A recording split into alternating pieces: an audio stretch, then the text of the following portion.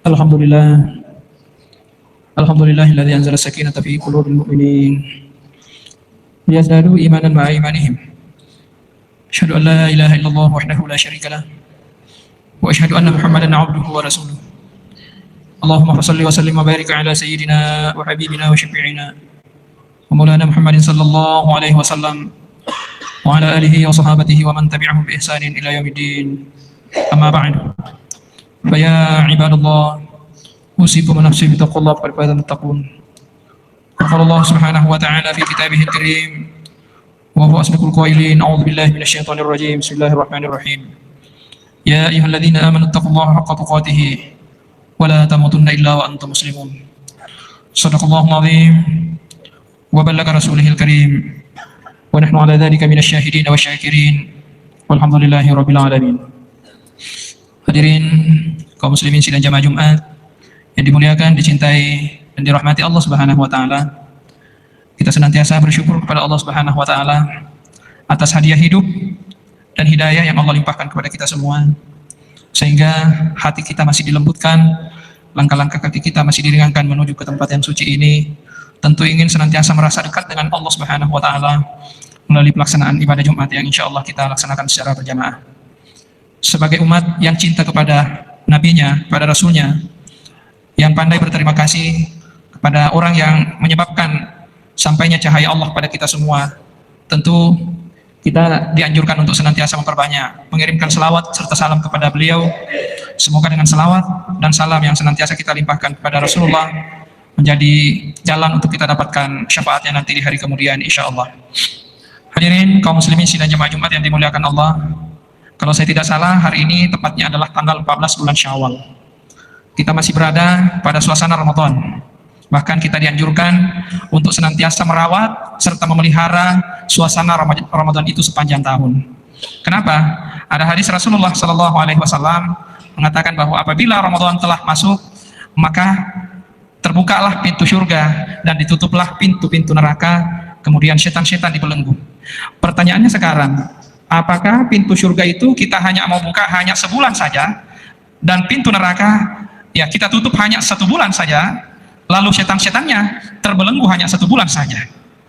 Kalau begitu rugi dong kita. Kalau hanya 1 bulan, ya pintu surga itu terbuka. Seharusnya pintu surga itu selalu sepanjang tahun, sepanjang masa mesti kita harus buka. Dan pintu neraka kalau perlu tidak usah kita tutup, tidak usah kita buka.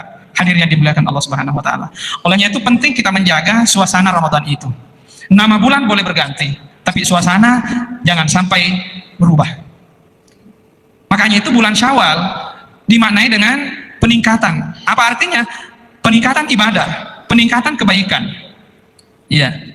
Salat tarawih boleh pergi pada saat bulan Ramadan sudah tidak ada juga. Tapi salat sunat tahajud masih ada. Salat sunat taubat masih banyak, masih ada.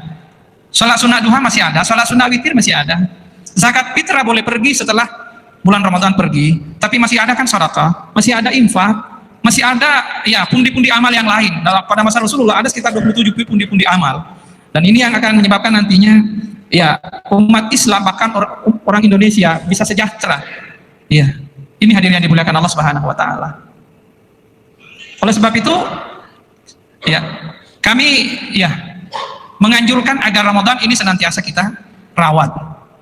Nah, kalau Ramadan perlu dirawat, berarti ya mesti kita harus dapatkan dulu barangnya. Ya, ada yang dirawat, ada yang merawat. Yang merawat siapa? Tentu kita. Yang dirawat siapa? Ramadan. Apa itu Ramadan? Ramadan itu terdiri dari 5 huruf. Ya. Yang pertama huruf Ra. Apakah benar pada bulan Ramadan kita mampu mendapatkan huruf Ra ini dalam sebulan itu? Apa itu Ra? Rahmatullah.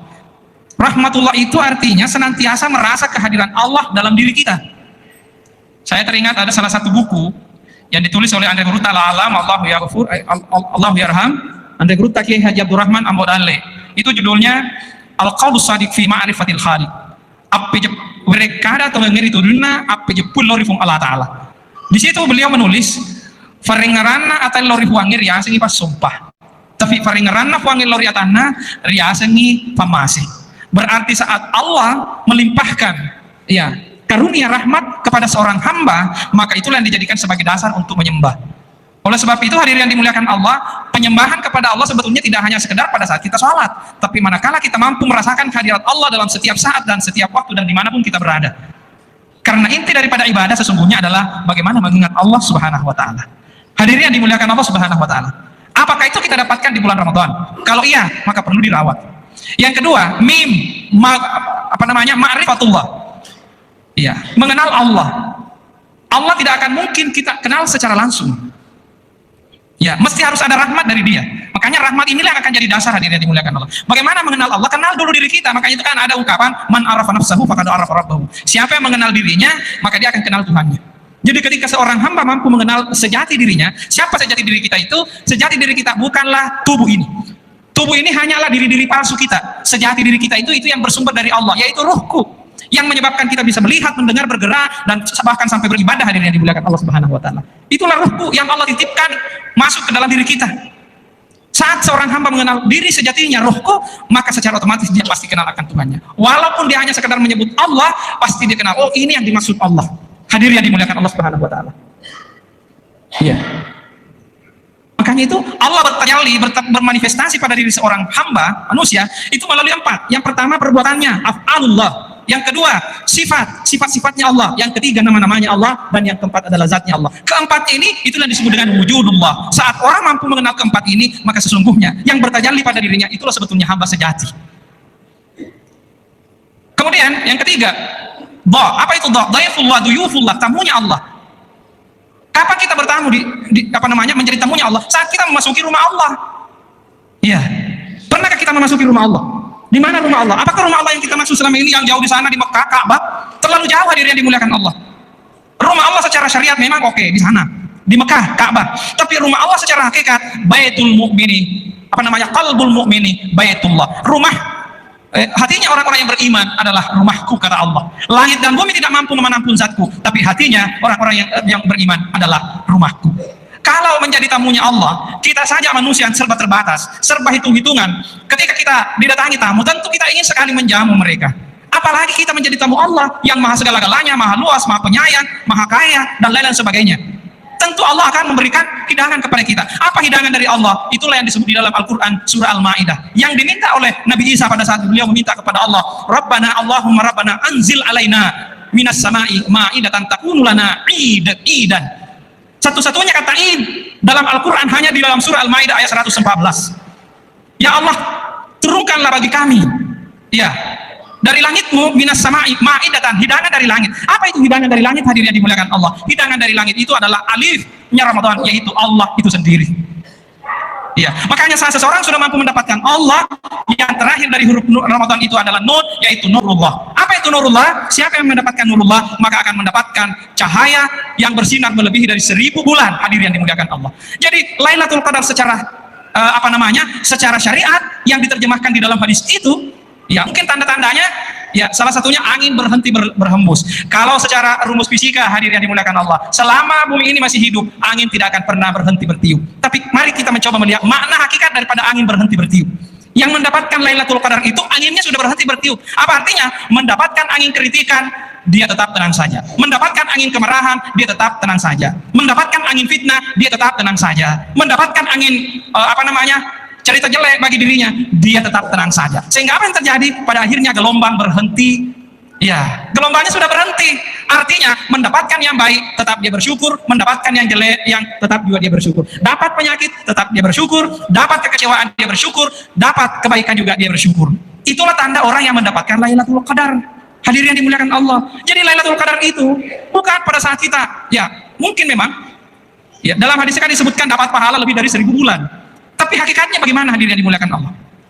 Ya, hakikat Lailatul Qadar itu saat orang sudah mampu mendapatkan cahaya dari Allah. Dan inilah yang disebut dengan orang yang takwa. Takwa itu ada berapa hurufnya? Ada 4. Tawadu, tidak sombong, tidak merasa dirinya. Dirinya siapa sebetulnya? Saya tidak bisa melakukan apa-apa tanpa kehadiran Allah dalam diri kita, dalam diri saya, yaitu ruh Allah, sehingga kita bisa berbuat baik. Jadi dia tidak merasa pada saat dipuji, dia tidak merasa, ya Allah sesungguhnya engkau yang dipuji. Dia salah alamat memuji. Alhamdulillahirabbil alamin. Segala puji hanya diperuntukkan untuk Allah. Ya, ini hadirin yang dimuliakan Allah. Mendapatkan sanjungan dia tidak merasa tersanjung, tapi mendapatkan kritikan juga alhamdulillah. Ya Allah, kalau memang kritikannya baik, ya benar, mohon ampuni aku. Tapi kalau kritikannya salah, ampuni dia. Itu yang namanya tawadhu, hadirin yang dimuliakan Allah. Kemudian